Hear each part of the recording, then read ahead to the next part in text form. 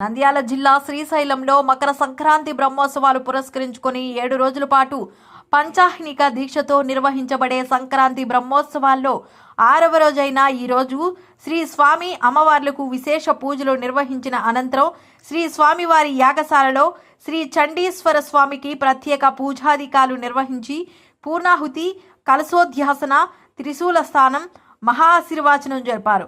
ఈ పూర్ణాహుతి కార్యక్రమంలో శాస్త్రోక్తంగా నారికేలాలు, పలు సుగంధ ద్రవ్యాలు, నూతన వస్త్రాలు మొదలైన ద్రవ్యాలను హోమగుండంలోకి ఆలయ ఈవో శ్రీనివాసరావు సమర్పించి యాగ పూర్ణాహుతి కార్యక్రమాన్ని పూర్తి చేశారు.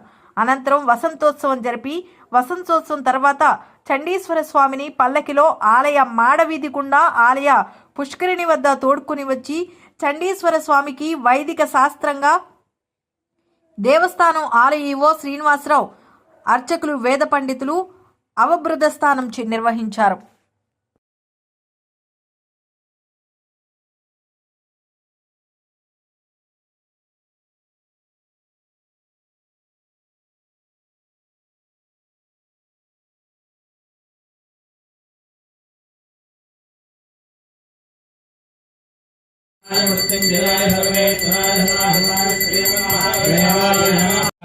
नमस्ते अस्मायुधायानादिताय